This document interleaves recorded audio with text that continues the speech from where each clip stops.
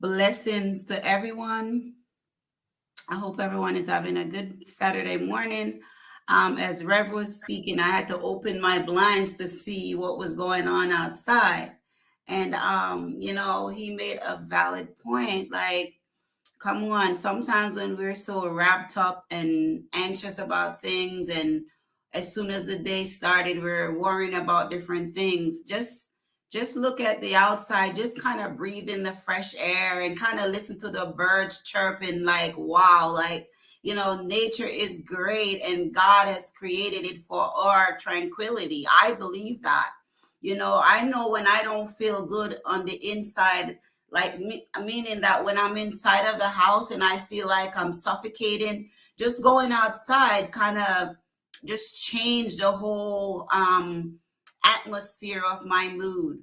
So I mean, yes, the how does it go? Psalm, what is it? Psalm 19, right? It says, I don't have it before me, but I believe it says that the heaven declares its glory and the firmament showeth his handiwork. And so we are glad that God is good to us. Even when we're not faithful to him, he still give us the rain, the sunshine, and all of the good things that he knows that we need. All right. So praise the Lord. I'm here this morning not to preach, but like but to talk about trust issues. Rev, trust issues today. We're talking about trust issues. All right, positive vibrations. We're talking about trust issues today. Listen, this is something that many of us struggle with. And I'm talking about this. It was a long time coming. Wasn't too ready to talk about it yet, but I've been getting a lot of people. When I say a lot, I mean, when I say people, I mean like different clients with this issue. And then the other day I was traveling somewhere with some people, and an individual just said, "Man, it must be God why I sat next to you, because I want to talk to you about my trust issues." Of course, I was not in my counseling space, but I talked with him. And I kind of opened up some things to him about could be possible reasons for his issues, and little steps that he can take to start trusting again, things of that nature. So I just want to present it to all of us today. Sister Tidra, I am right there now. Once trust is broken, it's hard. Okay. All right. So let's look at it. So first we're going to define what trust is. Excuse me, my allergy is just acting up. So first of all, the Oxford Dictionary defines trust as a firm belief in the reliability, the truth, the ability or strength of someone or something. All right. So for example, we trust people who are kind toward us, who demonstrated integrity, and who practice what they preach, as we may say in our layman terms, or whose action corresponds to what they have said. Okay? So we tend to also trust those who consistently do what is right. In an intimate partner relationship, for example, we trust our partner when they are reliable, honest, good, and are of a moral standard, and they hold to their promises. So we are looking at the reliability and the consistency in how they hold to their promises. Okay, so let me give a quick example. Say before you get married, you and this man or this woman sat down in premarital counseling, and you guys discussed some things that you were going to do during the marriage as a couple. And then when the marriage took place and now you're about to live after What is the book called, Rev? After I say I do. So before you say I do, you made all these promises, all these discussions were made at the counseling table. And then when you get to the implementation of the marriage, this is the after I say I do. Now, either person started to change what they have promises, change the things that were discussed, just started to do different things from what the things that were not discussed. Not saying that people cannot incorporate other things that outside of what was not discussed, but what I'm saying is some serious things that were discussed, those things that are paramount to the relationship. Okay, and we're going to get into some of those things. So trust can also come in the form of a verb. It's an action. We look for trust in action, and many times we tend to say, well, love is an action word. So love and trust, I think they are related in some ways. Okay. So trust can also come in an action verb, like I said, where you trust yourself to do the right thing or to do something without self-doubt or fear, or to have confidence in yourself. So this is about trusting yourself to do the right thing. Okay, because this is one thing that I look at when I'm dealing with people who are in a domestic violence situation. So you have to be, after being in that violent situation, now you have to build trust within yourself if you're going to make the right decision. How you're going to carry yourself going forward, the things that you're going to look out for. Okay, so that's one area. So trust is a subjective way in which we determine how much we can rely on or believe in the integrity and honesty of others. So this is not an objective reasoning. This is a subjective reason based on your intuition and all of those things. All right. So, however, when a negative event has infiltrated our ability to trust, we may develop trust issues. So this is where the trust issues come in. When a negative event has infiltrated our ability to trust, we may develop trust issues. So all along you're trusting and then something happened, whether it's great or small, and it depends. And I'm going to get into the area why it can be, even if it's small, it can affect the person so greatly. So mistrust, on the other hand, because this is where the trust issues come in at. So mistrust, on the other hand, this is the feeling that we cannot trust someone, especially because you think they may treat you unfairly or dishonestly. How does trust issues come about given the definition? First, trust issues are characterized by fear of betrayal, deception, abandonment, or manipulation. So trust issues can come about in many different ways. So let me, because my thing got mixed up here. So I'm going to find it. So some of the ways, infidelity is on top of the list. Infidelity is on top of the list. This is a form of betrayal that triggers trust issues. Some people see infidelity as a major or ultimate form of betrayal. Is it possible to restore a relationship that was marred by infidelity? This is a question that you should try to answer. It depends. I say yes, but it depends. And the reason why I said yes, but it depends, is that two people in a relationship, whether it's an intimate relationship or a friendship, those two people have to be willing to work on the relationship. Yes, and the person who caused the other person to have that trust issue, that person now has to prove that this is I have changed. So it doesn't matter whether it's an intimate relationship or just a regular relationship that you have with others. This is important. So yes, but most of the time the relationship would end leaving the victim of the infidelity with trust issues, which will impact future relationships. So this is what happened most of the time. No one reconciled. They just say, okay, I'm done with you. And then the cognition gets messed up where everyone now cannot be trusted, especially when it comes to infidelity. It's awful. Okay, you have to read my book to hear about that part. All right. So manipulation and mistreatment.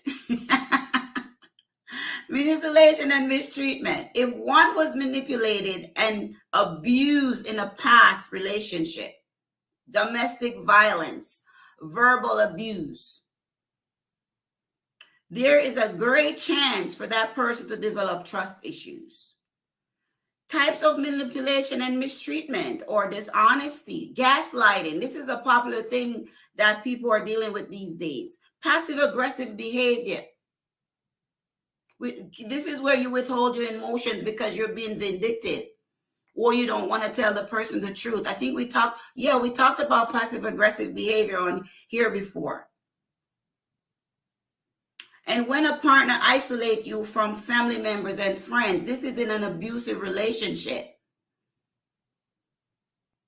When I counseled women who have gone through abuse, this is one of the areas that when I say, well, did you tell your mom? Did you tell your dad? Did you tell your sister? No, I was not allowed to talk to them. So if you enter into a relationship and someone is saying, but you were with your family last week, why you gotta call your mom today again? That can trigger some kind of trust issues. Okay? And I'm not saying that it's in every situation. I'm just saying based on the person, specifically the people who were abused. Childhood trauma. In counseling, we call it adverse experiences in childhood. Childhood trauma causes trust issues. For example, if the child was abused sexually, physically, or the child was abandoned by one or more caregivers, this person may definitely have trust issues. Another trauma is also one way trust issues come about. Trauma suffered later in life, for example. For example, your doctor gave you the wrong medication and you got sick and almost died. Now you're afraid of trusting doctors and medicine. These are some areas of trust issues when you hear people say, I'm not going to trust no doctor because one almost killed me XYZ year ago. Or if your family member was neglected in a hospital and he or she died, or a nursing home and he or she died or suffered some major illnesses or something from that. That's you can develop trust issue. Or also people who are misdiagnosed. I was listening to a story many years ago. A woman was diagnosed with cancer and she really didn't have cancer. So that can cause trust issues. If your parents were divorced or they were constantly fighting all the time. I know this is a big thing. A lot of people who have experienced this and it was detrimental to them, they have the apprehension of getting married or committed to a relationship because of this. There is evidence, this is what the research said. There is evidence that if you have divorced parents, you may be more likely to develop trust issues, specifically in intimate relationships. They also said that if your parents argued a lot and you were a witness to the ups and downs in the relationship, you might develop trust issues as a result. Has anyone, experienced that? You can be transparent on here, or you can text me or whatever, send a message, anything. All right, so let's see what's on the screen. Trust also started from infancy and bonding with your parents. Yes.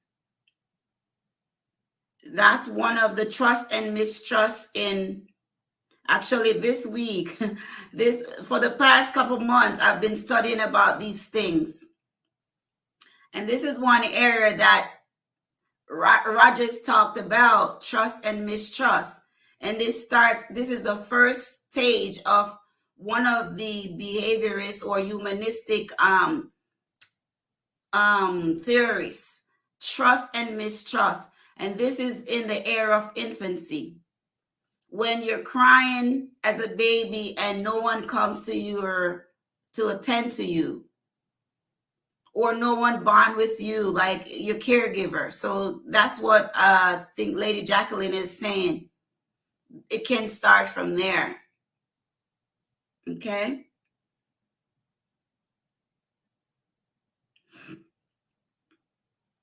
So we know that trust issues are characterized by fear of betrayal. So look at some of the signs. Yeah.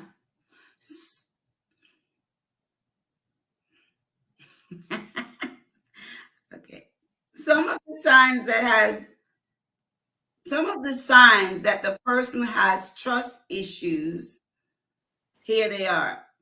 They tend to assume that someone has betrayed them, even if there is no evidence. So, okay, you enter into this new relationship, or you're in a relationship, you're assuming that what's going on, right? And no, because I think I need to butt in. yeah, go ahead. Yeah, I'm over here having anxiety. Why you didn't say, excuse me, Lady P? You know we can reason. So, I don't know if I can use words like chronic because I'm obviously not with all the jargons. But would you at any point consider some amount of mistrust as being healthy? I know there's chronic mistrust, but I wonder if there is any way in which to think mistrust can be healthy.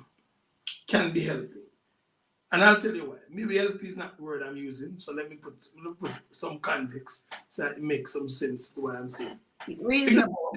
Yeah, because the reality is that if you have just betrayed me, Lady Paula, I can forgive you, but very careful as to what I will ever say to you, or in your presence, or even allow you to know. And that doesn't mean that I'm having a grudge against you, but I would have learned from past experience in terms of our interaction before. And I love the fact that you pointed earlier to the responsibility of both persons within or both parties within the relationship. Is that when we venture into this, even if there's an unwritten expectation that I should be able to trust, I should be able to rely. We never sign a contract, but there's an unwritten one. And when that is betrayed, I don't necessarily see it easily repaired. I hear you talk about repairing. It's one thing when it's my marriage. You see what I'm saying? It's one thing when it's my marriage and there are things that are hinged to it. But I mean, the normal person out there, my decision could simply be, all right, let us get past the part. Let me pardon you of this here. But I could still not want to share certain things with you. I could still not want, depending on the depth of it. So I think what I'm trying to say is that perhaps the type of relationship matters. I would understand within a marriage, there are a lot of things that plays into a marriage. There's an expectation. For example, there is no God expected expectation that we must be close friends for the rest of our life and that we must do this, right? Obviously, we can live and have a good relationship, but there's no binding in terms of as it is with a marriage. So within a marriage, I see where people will need to go the extra mile to see we can restore this. There are other things into it, like children, like property, like law, different things that are tied to a marriage. So a person might need to go through more effort in trying to not only pardoning the person, but also taking steps to restore that relationship. But I suppose that, in an ordinary relationship that you betray someone, it could just be that that person decides, listen, and that's what I'm saying. I don't know if mistrust, if I'm saying healthy, I think it's a reasonable. If it's reasonable to know that, hey, you know what, I'm going to have to be careful of what I say. And sometimes mistrust may breed not because of what you did to me directly, but what I observe you doing to other people. So if, for example, if I know you as a person who, betrays somebody else, I'm perhaps saying, but look how two of them live good. I wouldn't want to share certain things with this person because I'm almost wondering if this will happen to me. And so the chronic side I'm talking about no, because that's, I guess, my reasonable side. The chronic side I'm asking about no, which I think no, this part is unhealthy.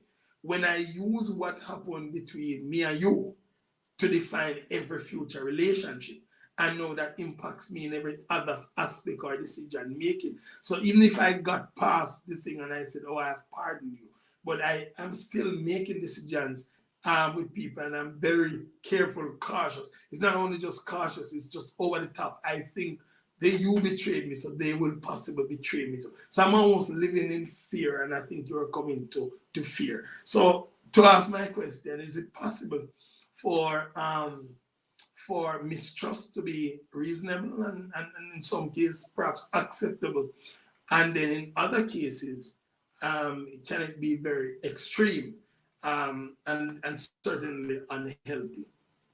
Yes, definitely.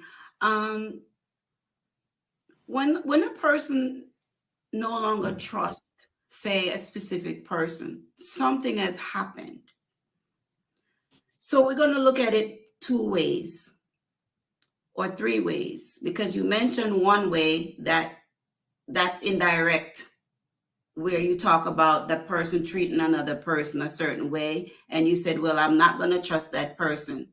So that's an isolated incident, because that person has no integrity. So you're going to say, because that person has no integrity to his or her friends, if they are his or her friends and he or she's treating that person that way, I'm not going to let myself to that person, so he or she can hurt me in that way.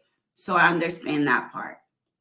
So within an intimate relationship, however, sometimes it becomes destructive because, for example, if you say you were married before, and not you per se, anyone were married before, and the relationship ended because of infidelity, and now you've found a new partner and you're entering into that relationship with this new partner, and you are worried and anxious about the same thing happening to you again, to the point where you will nag the person. You won't trust the person to go from here to there. You want to know every move they make. You want to check everything that they do. That's a chronic form of trust issues right there. Yeah, exactly. That's what I'm trying to say. And the other one is, okay, something has happened to you, and as a result of that, you're going to be cautious in entering into another situation. So what you're going to do now, you're going to assess the situation. You're going to do your research. You're going to make sure that you enter in not with closed eyes and not suspiciously either. Do you see what I mean? And Yeah. not overgeneralization either. Yeah, and I think too is, if you're talking about a new situation that is being developed, every relationship is built on, I think, some fundamentals. The ability, to trust somebody depends on how dependable, reliable if there's a difference, and how honest the person actually is. And so a person who have been affected by something in the past will find it difficult building a relationship in the future. But that's because of these three factors. Are you really honest to me? Are you really reliable? Can I depend on you? And I think that's where perhaps I think those are good cautionary questions to ask. And yes, and that's where proper, I'm not there yet, but it's in here somewhere. This is where how to deal with it. Right. Proper communication is very important, and boundaries. I mean, I'm not there yet, but because you're touching on it, I have to go there. Because, I mean, if you're in an intimate relationship with someone and they're doing something that is rumbling your trust, you're going to be you're not going to want to trust them. And how can the relationship grow when you don't want to trust the person, or you don't believe in the person anymore? The relationship cannot grow. There are going to be issues. Yeah. Right. But you see, it's not just the treatment of it, it's just what relationship is. I think the reason why people have trust issues, would you agree that it's because trust has been broken somewhere? I've come to realize you're not as honest as I thought you were, or you're not as reliable, you're not dependable. It's not what leads to ultimate at the beginning of mistrust, so to speak. Well, that's one. But remember, all of the characteristics of where trust issues come from are here. So it doesn't necessarily mean that the one has to experience infidelity or something within that type of relationship. It could be a relationship with your mom when you were a child. Yes, those are some of the other areas that you could feel insecure, or you feel mistrust toward other people. You know what I mean? Or say, for example, you were raped. Yeah. You may not trust your partner during intimacy. Those are some of the areas, you know what I mean? Or people who are abandoned by, their parents, and they had to be raised by the system. You know what I mean? They tend not to trust not even the system.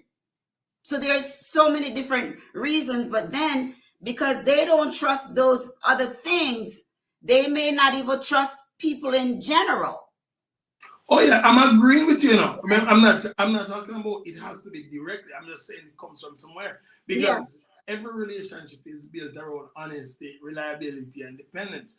And once I feel like I can't depend on you, the reality is I could keep it between just me and you, but there's also the proclivity of it happening with every other relationship. Yeah. So I'm struggling with it. It's good that you mentioned that. Oh, so you want to see, that's one of the questions that someone asked me. So why is it that I choose the wrong people? I couldn't trust that person. This is what a question of my client. So is it something that I'm doing wrong? Yeah, and that's a person, no, I think, who it could be one being conscious, because I think I wonder that sometimes. I think well, not to that extent. I think I've said to my wife perhaps already that, why do I always end up in certain situations? You know what I'm saying? It's like, is it that some things are just attracted to me? Why would God meet? Because I've had so many of the same experience. I've had so many of the situations that I've just deposited confidence and trust. You know, if you know me, that if I'm winning, I want you to win too. If I'm succeeding, I want you to succeed as well. And then some days you start to feel like, well, why did I get to this particular point? Why does it always happen to me? And I think sometimes it goes down to me asking myself, is it my kind of decision that I'm making? In fact, I think one discussion my wife and myself had, I said to her, but honey, anything else I do outside of that is gonna make me uncomfortable, because it's just who I am. You get what I'm saying? If I have to be super cautious around people, I'm gonna live uncomfortable. And I think I was explaining to her that I've come a far way. I've come from a place where I never really deal with people. You know what I'm saying? And I didn't really like, trying to foster a great relationship. Anybody know me back in the days would know that I am quite a reserved person. Still am, but a little bit more outgoing and a little bit more. I'll do a little more as it relates to interacting and engagement with people. And I'll let down my ear a little bit with people more than I would have been back then. Let's say if I'm to do anything like that, it's like I'm going back to where I was in that particular situation. So I'm putting this out there to say that sometimes I think we consciously ask these questions. How, is it me? Is it my decisions? It could well be my decision. They could well be poor. Is it that always, allows me to get, or allows people to get into that particular situation? But I think it's an honest question. And usually when you're pushed to be scrutinizing and checking yourself, is because of a lot of failed experiences that have led you somewhere here. Yeah, and I think that it comes with us. Now you have to, what I would do is that I would help the client assess his or herself. Yeah. In decision making from childhood situations, because sometimes when people go through things in the childhood, they are gravitated towards certain things. Yeah. They gravitated to, there's this thing called Stockholm syndromes. People who were abused or were captive of an abuser, they tend to kind of try to defend the abuser, basically. Not saying that they like it, but it's just like it's a mental thing. So assessing yourself is very important. Okay. And Lindsay, I don't mean to interrupt you. Yeah. I am, but I'm heated over this. It's my topic. Okay. So and faith people like me and faith traveling along the same line. But would you not say that one can risk being very arrogant too if you wouldn't question yourself? Because if you always think it is people, because there are some people who go through some things and they always think of other people. Mm-hmm. And I think that's kind of like some level of arrogance or, a little bit of narcissism, if you would. But then I think, I don't know, you can tell me. I'm wondering if this is quite something that is sensible, reasonable. Because if you've done good to people, you're expecting, it's not that you want a reward, but you're expecting at least that people would treat you in like manner. You don't want to be placed on a pedestal, but at least if I'm honest with you, I'm reliable, I'm dependable, at least I ask for those very same things in any relationship for it to be healthy. And then if you find yourself that you've always been this, and then you look and see that, not one, but two, but three, then four different situations rolls in, for you to just think is always the person, which is kind of the opposite of, I'm not saying that what you're saying, but the opposite of not asking yourself, is it something I am doing wrong? Versus, so I'm not saying I am doing something wrong, but it's worth checking all the different sources of why I'm always finding myself possibly here. Well, you have to find the root of the mistrust, because that is how it's going to be taken care of. And I've always said it's important to first assess yourself, because you could be using the wrong perception to deal with a situation. Do you see what I mean? So you always assess yourself. Yeah. Before, and then when you assess yourself, you got to look at the areas. Where did you start from? How did you? So okay, you did this in the decision that you made. How did you do that? And did you continue to do it the same way? Because the first time it didn't turn out right when you did it this way. So now the second time you didn't pay attention. You keep going and going. And this is where boundaries need to set up. Because especially, okay, you're a business partner with someone and you start a business with somebody, because this happens a lot of time in business. So I'm on the business side now. And you make a decision that, okay, when we make a profit, 50% is yours and 50% is mine. Or this is the way are we going to deal with the business, and the person does something different. Of course, you're not going to want to trust that person, because that person is you can use the word selfish or insensitive or whatever you want to call that person. But at the same time, if that business is dissolved because you couldn't reconcile with that person because of that thing that the person did to you, then the next time you're going to go into a partnership with someone, because this shouldn't disallow you from going into a partnership. Here, this is what you need to do. Here are my boundaries. We're going into business. This is the expectation. Here are my boundaries. Here are the consequences. Yeah. Yeah, and that's very valid. TJ, I think you can take that from what Lady P says. As I know the temptation, and perhaps that's what my wife would have said. No, but Lady TJ, what you're saying, that's why I don't go into partnership. I've seen it. It's okay to go into partnership. That's what I'm. Yeah, it's okay to do that, because remember, we gotta remember Psalm 118 and 8 talks about it's better to trust in the Lord than to trust in man, because we know that man is going to fail. That's something that we know up front. However, God is still created us to be in relationship with other people. No matter if this one over here fails or that one over there fails, you still have to be in relationship with others. And then we have to go back and look at ourselves too. Do we fail? Have we ever failed anyone? So we have to kind of look at it both ways.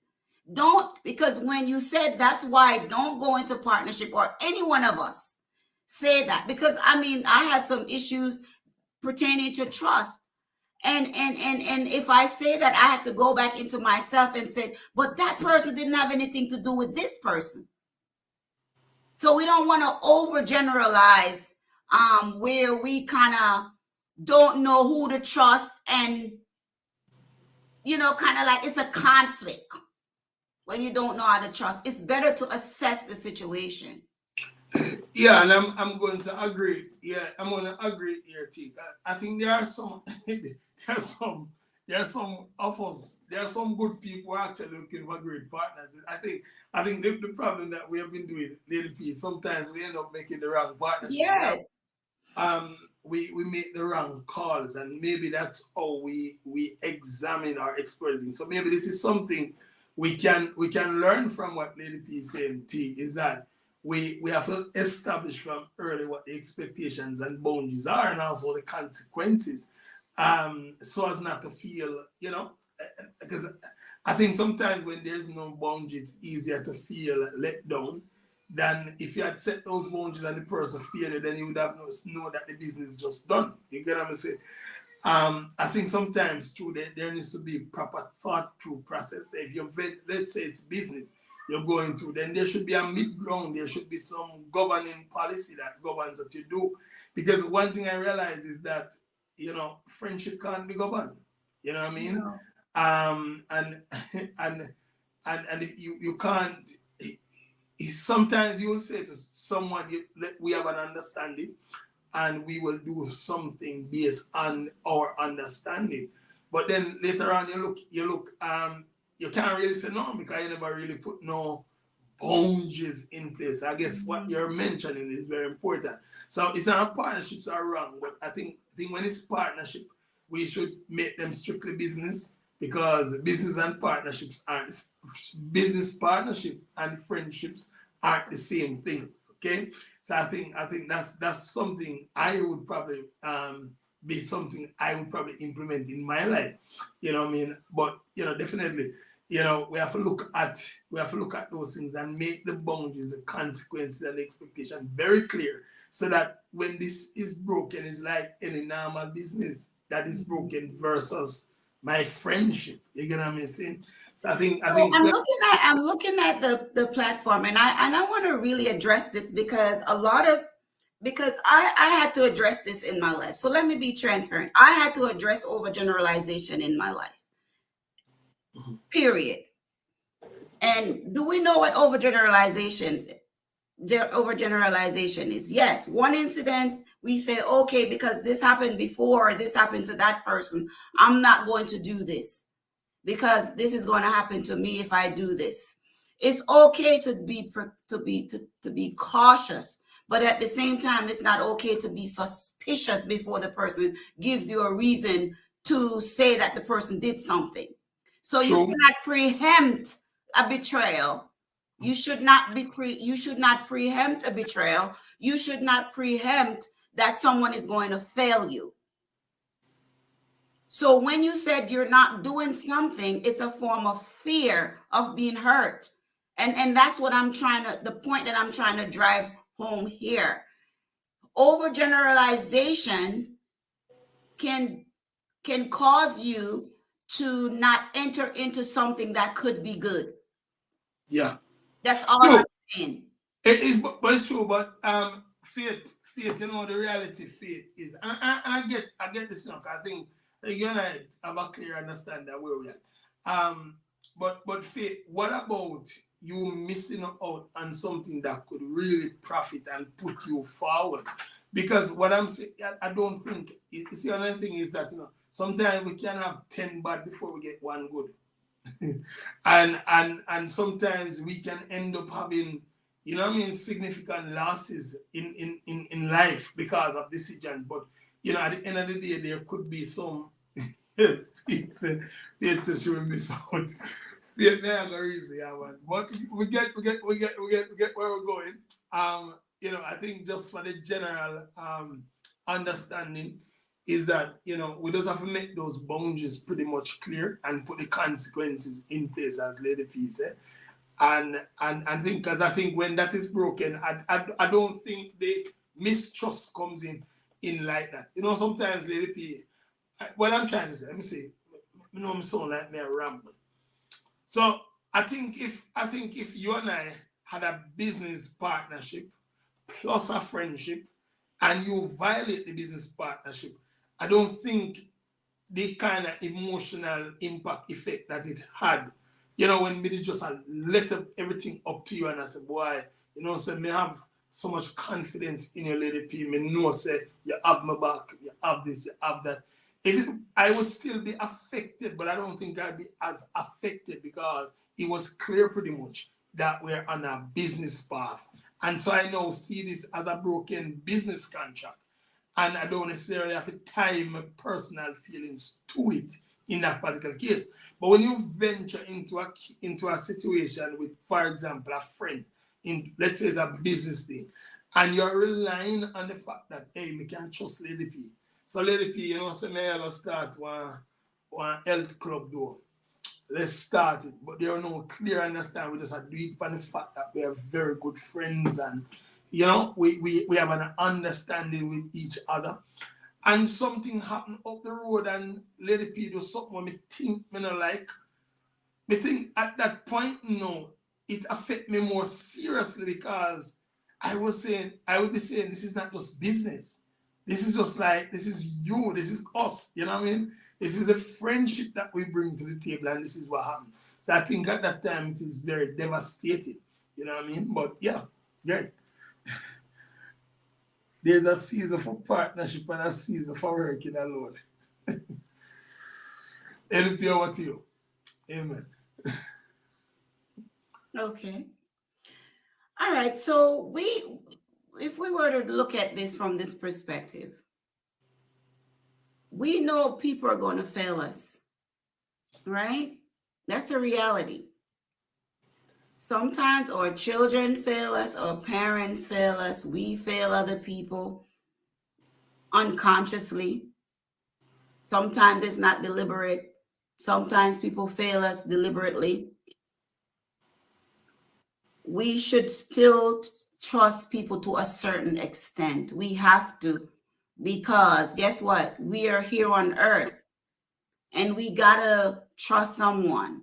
So what I'm saying is that when one situation happened and the trust is broken, that doesn't mean that the next relationship you should be apprehensive to deal with that person.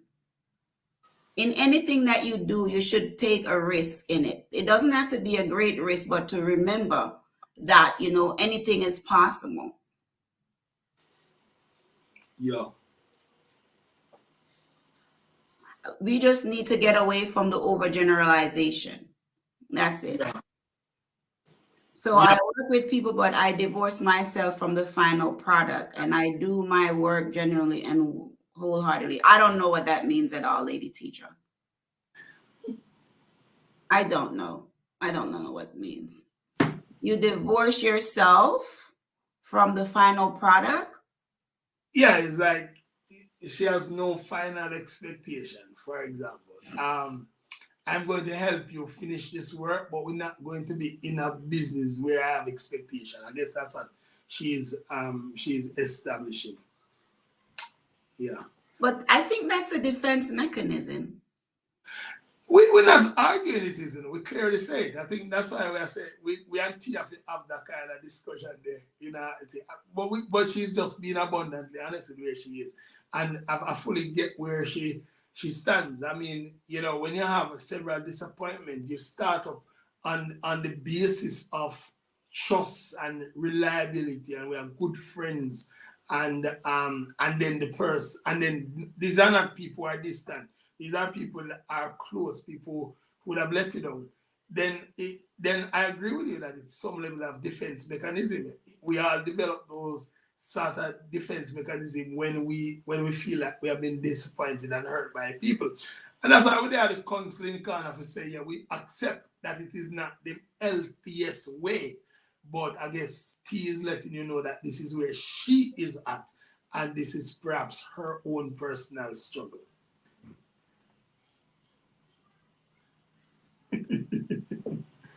All right. So I think one of the signs that I mentioned was that people have anxiety being betrayed. So that's what we're talking about now. Individual with trust issue often at times isolate themselves from others. So we kind of touching on some of that right now too. So I'll just move on. They distance themselves from others because they believe that it's best to limit their relationship with others to avoid betrayal or abandonment. So they isolate themselves. Individuals with trust issues often avoid commitment. T, what are your slate I read this morning? They can show great care. They can show great care and love for an individual, but they will refuse to commit to that person out of fear of being cheated on or hurt in some way. See it there? T, your slate I read fully today. People with trust issues can be petty.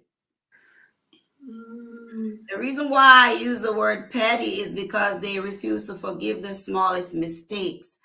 And this has nothing to do with Lady Tidra, because I have dealt with many different people, and I was looking at a situation that it was very small. And the person was like, but I don't believe that he did this to me. And I was just there listening, because to me, that situation was very small and could have been dealt with in a different way. So basically, this is where the person make a mountain out of a molehill. It becomes the end of the world. If you know anyone like that, it's like the end of the world. And it's all because of the trust issues. Not because of the little thing that the person did, but because of the sensitivity of being hurt or betrayed. Listen, I knew a girl like that, you see. Oh, Jesus. Good Lord. Everything is connected to a thing in the past, or something will happen, or an experience, and there's always a speculation of something might happen. It's almost like she Einstein. She see the thing before it actually happened. It was tragic and terrible.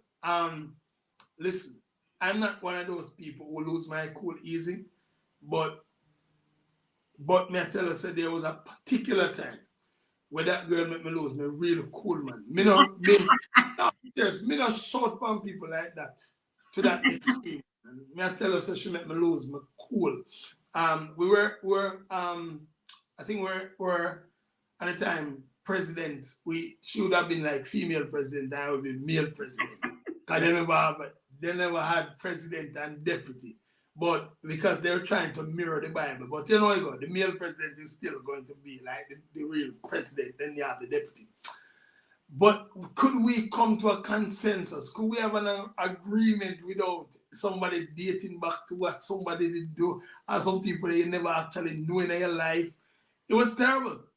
And so I'm siding with you that sometimes people trust issue becomes petty and they find it hard to have other healthy relationship because people like we get fed up, like we just want to run them way, like just left, go on. Ghana with your problem, you have too much barrier, you know. I carry. So, and this is where I think is where it is chronic. And everybody who finds themselves here needs to really assess yourself because you're looking at she was so, I'm telling you, normally I don't blame people. Normally me I try to look in self and I say if I mean I have no tolerance. But me I tell you the truth, even if me didn't have 100% tolerance, but I still upset. It was so frustrating, you know, because people keep bringing back and in some of the situations you don't even know, then sometimes you don't even see the connection between the things. So it was always like a whole different university that you're actually going to go to try and understand her and what she's going to. And then she wasn't the kind of girl you could avoid. She, you know, when you try ignore the question or the position or walk away from the thing, she have a way to find back her way in her skin. Because what she's doing then is being like an investigator. Like the more questioning, the more you answer, the more there is a suspicious perception in your answer. So the person has to keep digging in to find out like more and more and more to see if you're lying or to see if you're going to betray her. So that's why that person was doing that. All right, so people with trust issues may experience some mental health challenges such as anxiety, depression, and loneliness due to them being isolated from others. True. Yes, because you know you're busy trying to stay away from others and you don't have a healthy connection with others. And people with trust issues sometimes tends to be rude and abrupt. You know what I mean? When they meet people, they kind of be like aloof, like they don't want to like they're not friendly, basically. So once someone has experienced a breach of trust, you know, the truth is that the trust issues will impact the ability to avoid that internalizing of the experience, the processing of it. You know, people tend to blame themselves sometimes for what took place. For example, why was I so stupid to trust that person? Why did I allow that person to do that to me again? These are some things that go through the mind of the person. You know what I mean? And they tend to say, well, it's because I wasn't smart enough. And then all sorts of things started to take place. And this is where the cognition gets messed up. They tend to blame self and feel a lack of confidence in the future. So now you're no longer confident in trusting yourself. Remember earlier I talked about trusting yourself to trust, basically trusting yourself to trust. Because now you're not confident. You don't know who to really trust. Because I've heard people say, "Why I don't even know how to really trust." Because you know there are people who don't even trust their children. Their children may have stolen from them before, and then all of a sudden you don't trust the rest of your other children because you believe that they're all the same. Yes, sometimes that happens. So this impact their ability to trust because they may feel underdeserving. And instead of fostering a healthy connection, the person constantly guard themselves, waiting for something bad to happen. And that's true. Lady Teacher said the struggle is real. Lord Jesus. Sorry, Lady Teacher, I am not picking on you today. I am sorry. We all have this moment. Lord have mercy. So as I was talking about the causes, I think I went through the causes already. So let's look at the importance of trust in a romantic relationship. Mm. All right. So the trust that partners have with each other is it, I think I really believe, because as a person who have been in a relationship, different relationships. I mean, I'm not saying many, you know, I mean serious committed relationships. And I've been I've been marred by bun, as Jamaican people call it. I've been marred by bun. I've always said this in a jokingly way. Man, I have gotten bun before until I was dizzy.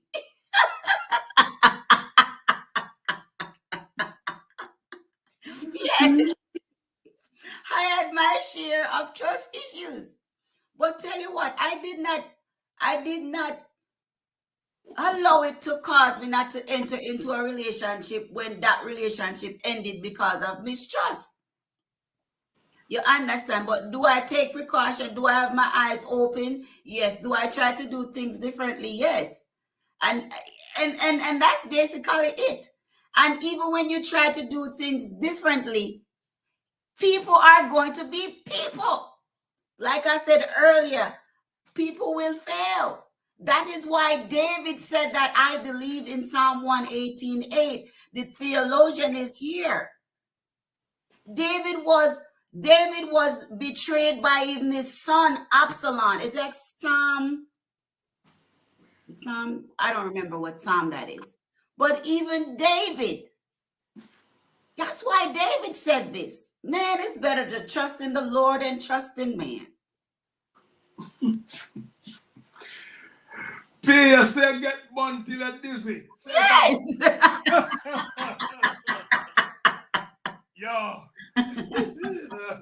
I've always said that in a jokingly way. It's true.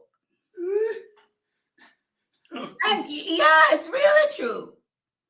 And so, back to what I was saying, the trust that partners have in each other is what binds the relationship together, providing there is a positive emotional connection, you know, the mushy stuff, rooted in affection and love and loyalty and all of that good stuff. Trust is very important. Think about your own relationship or person who have ever been in a relationship and the relationship dissolved. It's always something that broke the trust and you said, man, I cannot trust this person